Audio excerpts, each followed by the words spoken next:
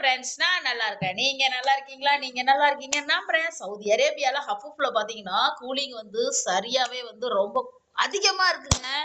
-4 2 8 7 அந்த மாதிரி தான் இருக்கு. ஸோ கிளைமேட் வந்து இந்த மாதிரி இருக்கிற கண்டிஷனால எல்லாருக்குமே வந்து காய்ச்சல், ஃபீவரு, கோல்டு, ரன்னிங் நோஸ், மூக்கடைப்பு, ஸோ எல்லா விதமான கொரோனா மாதிரியே இருக்கு. பட் ஆனால் அது கொரோனா இல்லை, யாருமே பயப்பட தேவையில்ல.